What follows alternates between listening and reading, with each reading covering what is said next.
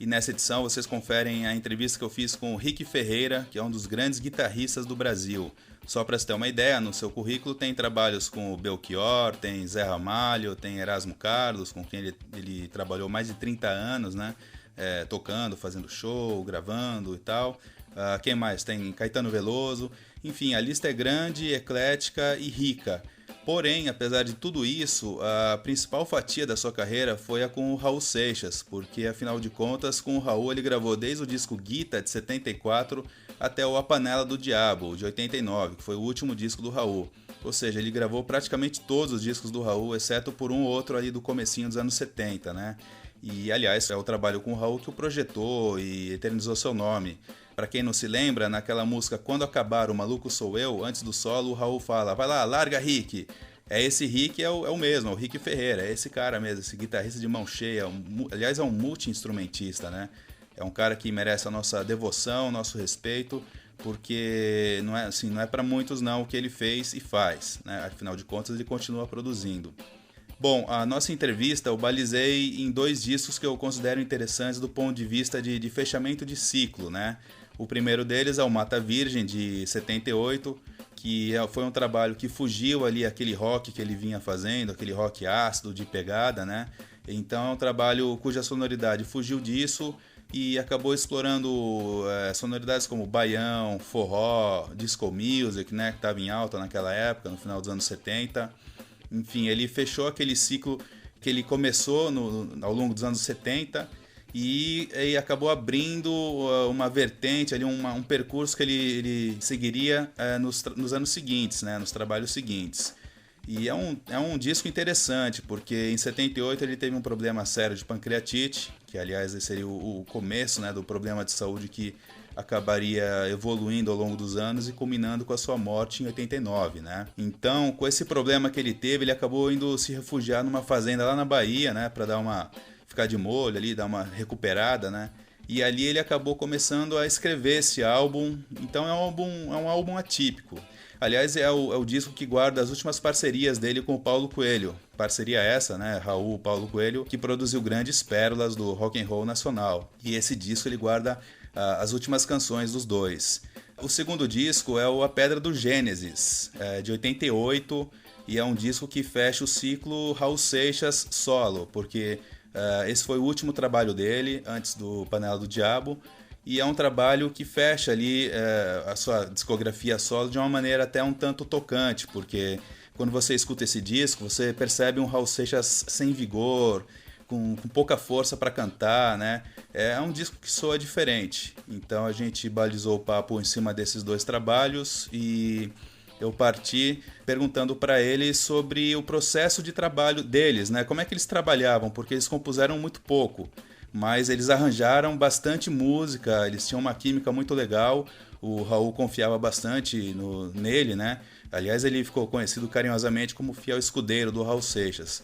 Então eu perguntei para ele, partindo do Mata Virgem, né, que foi um trabalho diferente, perguntei como que funcionava o processo de trabalho, a química dos dois. E o Rick disse o seguinte: ele fazia sempre assim, ele compunha as músicas, sempre me ligava, a gente se encontrava, assim, antes de começar as gravações do disco, e ele me mostrava as músicas, a gente já começava, não todas, né, o disco inteiro, mas assim, as principais, né,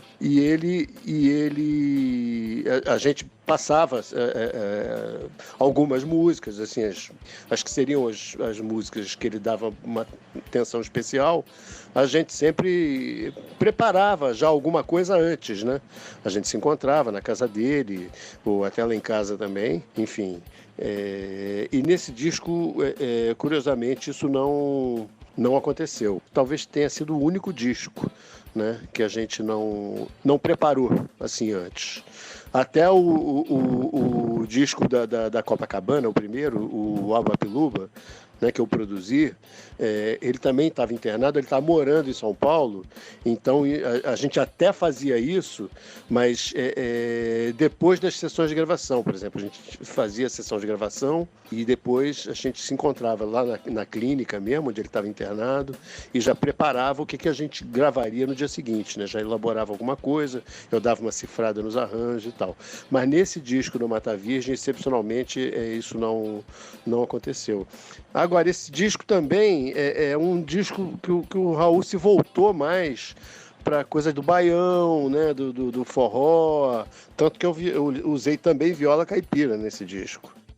Tá, daí a gente seguiu a conversa, eu quis saber um pouco sobre as gravações do Mata Virgem, né, porque como foi um disco diferente, né, eu quis saber o que houve, como foram os arranjos, a produção do Gastão Lamounier, né, enfim, eu quis que ele contasse um pouquinho desses bastidores aí do Mata Virgem.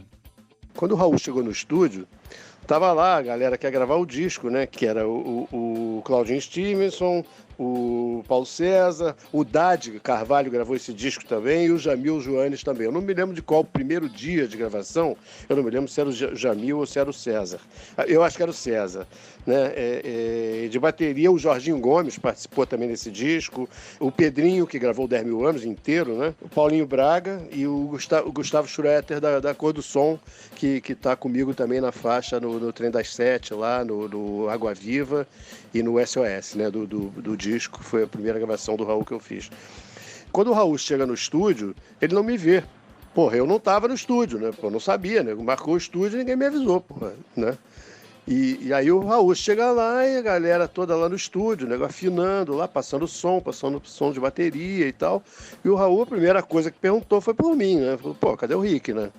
Aí o Gastão falou, não, Raul, sabe o que acontece? Que esse disco, eu pensei da gente fazer uma coisa mais swingada, meio na onda da Black Rio, né? Que estava na moda, né? Tava o auge, né, da banda Black Rio nessa época. Eu chamei o Claudinho Stevenson para fazer as guitarras desse disco. Aí o Raul, porra, ficou maluco. Chegou pro cara e falou, bicho, olha só, deixa eu te falar uma coisa para você. Aqui a gente não muda de guitarrista, não. A gente muda de produtor, se for o caso. Então você vai fazer o seguinte, vai pegar o telefone e vai chamar o cara agora, porque a gravação, esse disco não começa sem a presença do Rick no estúdio. E o cara foi, porra, né? Teve que ouvir essa, né? Do Raul. Então, basicamente, esse disco foi isso. Foi feito praticamente dentro do estúdio, né? Os arranjos de base. Agora, foi um disco que não foi muito... não vendeu muito bem. Foi um disco até... acho que a mídia, enfim, também não exaltou muito esse disco. Aliás, isso aconteceu com os dois discos, né? Com a Pedra do Gênesis e com o Mata Virgem também, né? Foram discos assim que não foram bem vistos pela mídia e também não teve assim, não teve boa vendagem também. Bom, depois a gente pulou pro Pedra do Gênesis, né? Ele contou que foi um disco bastante difícil de ser gravado por questão desses problemas com o Raul. Vamos ouvir o que ele contou pra gente. Pedra do Gênesis, cara, foi um disco mais complicado de se fazer, porque o Raul já estava bastante debilitado, né? Na questão de saúde, durante as gravações, era difícil trazer o Raul, né, para o ambiente do disco, para as ideias. Ele às vezes se atrapalhava nas frases, não falava coisa com coisa, principalmente quando ele bebia. Esse disco foi feito pela Copacabana também, foi o disco seguinte ao álbum que eu produzi, né? Eu me lembro que eu não produzi esse disco por questão de custo. Agora, foi um disco... ele estava com a pancreatite já crônica e foi um disco complicado de se gravar por esse motivo. Foi um disco até bem recebido, assim, né? A mídia até aceitou bem esse disco e tal. Eu, sinceramente, vou te falar, não é dos que eu mais gosto. Talvez até seja o que eu menos gosto do Raul.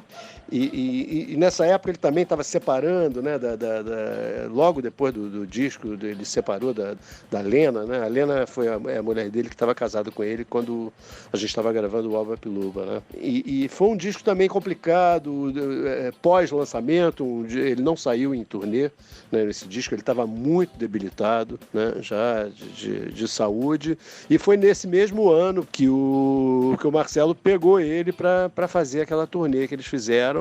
Depois gravaram o disco que eu participei também, né, obviamente, do Panela do Diabo, né, e eles fizeram, parece que 52 shows até, enfim, a morte do Raul, que foi em agosto de 89. Esse estado do Raul Seixas muito provavelmente devia deixar, sei lá, empresário, o dono de gravadora, enfim, o pessoal do lado mercadológico da música devia deixar eles meio desconfiados, né? Porque afinal de contas era visível o estado abatido do Raul Seixas, né? Esse disco foi isso, um disco gravado na Copacabana, uma gravadora também que não teve, não fez o mesmo investimento que fez no disco anterior, porque o Cowboy Fora da Lei e Quando Acabar o Maluco Sou Eu, que estão lá no Alba Piluba, que foi o disco que eu produzia, foi assim o disco que marcou a volta do Raul, né? Porque ele estava sem gravar, se não me engano, desde 83 para 84, né? Que o último disco, se não me engano, tinha sido o Metrô, né? Aí ele ficou esses quase 3 anos aí sem gravar e voltou com tudo, né? Com Cowboy Fora da Lei, Quando Acabar o Maluco Sou Eu, foram músicas que tocaram bastante na rádio, eu me lembro disso, né? Cowboy foi tema de novela, né? Enfim, foi um disco muito bem aceito, mas esse disco não teve, talvez pelo estado que o Raul se encontrava, né?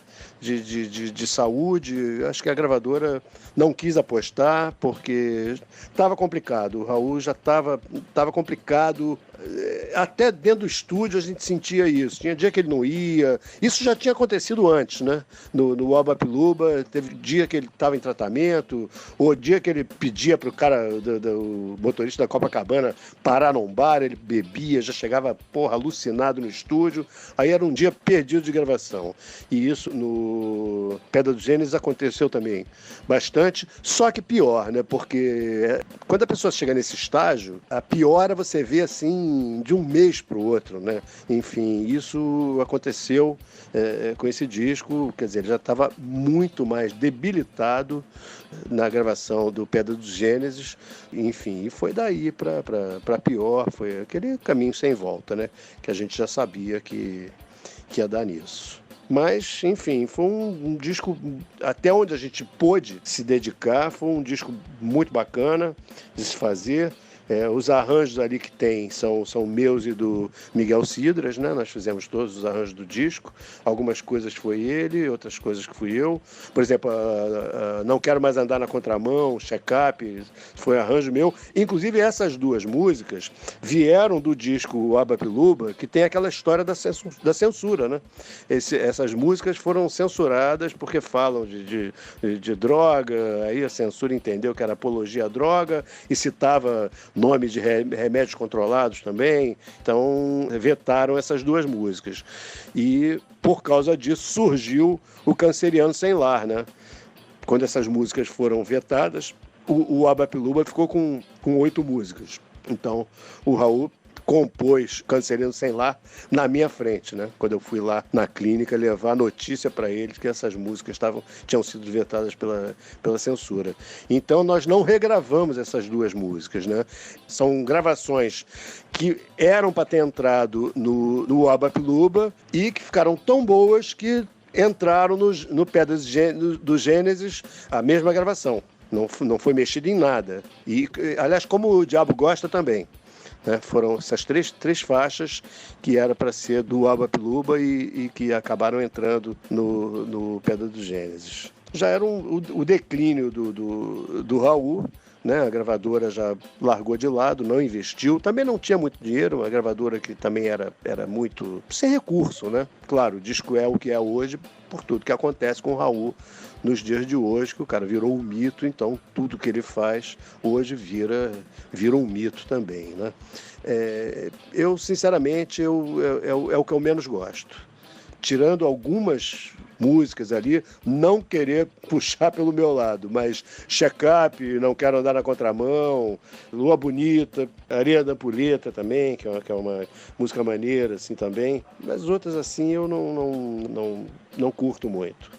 É curioso o Rick falar dessas sobras do Abba Pluba, porque eu lembro que sempre que eu escutava a Pedra do Gênesis e escuto, né, eu sempre sentia uma diferença mesmo, alguma coisa ali me chamava a atenção, mas eu não conseguia identificar. Existia alguma diferença mesmo entre as faixas, né? E agora ele contando que são 3 sobras, né? São sobras do Abba Pluba, aquelas faixas em que o vocal do Raul tá mais vigoroso mesmo. Aí fica mais fácil entender por que eu sentia aquela diferença, né? Cara, a gravação é muito boa. O Check-up, inclusive, é uma música das que eu mais gosto. Ela é totalmente Birds, né? Usei a guitarra de 12, a Rickenbacker de 12 cordas, o melhor estilo Roger McGuinn dos Birds, né? Aquele som de 12 cordas. Pô, o Raul adora, né? Birds, né? Você vê que a SOS é totalmente em cima, né? Do Mr. Spaceman, né? Dos Birds, né? Então, pô, o Raul foi o primeiro falou, não vamos regravar nada, vamos usar essas bases como a gente fez, inclusive a mixagem, porque elas já estavam mixadas, né? Essas bases, a não ser pela voz que o Raul teve que fazer para trocar só o nome dos remédios. Agora eu tenho impressão, agora que eu estou me lembrando, Henrique, eu tenho impressão que ele trocou só os nomes, o resto, ele não mexeu na voz toda. Isso geralmente não é bom fazer, porque dá diferença, né? Inclusive, mesmo porque foi de um ano para o outro, né? Mas eu acho que por aquela voz estar boa, e em 88, na época do Pedra do Gênesis, ele já está muito mais debilitado e com uma certa dificuldade de cantar. Na época do Pedra do Gênesis, quer dizer, na época do Abba Pluba, ele estava cantando bem melhor ainda, né? Então eu acho que ele só mexeu no nome dos remédios. Aproveitando esse assunto, né, da fraqueza do Raul, eu quis saber do Rick se ali no final dos anos 80, durante a gravação desse disco, ou mesmo, enfim, em algum outro momento, se eles chegaram a conversar sobre o estado de saúde, o que o Raul dizia sobre si próprio, né, sobre tá debilitado, tá fraco para cantar, para sair em turnê. Enfim, eu quis saber se eles conversavam ou chegaram a conversar em algum momento sobre isso.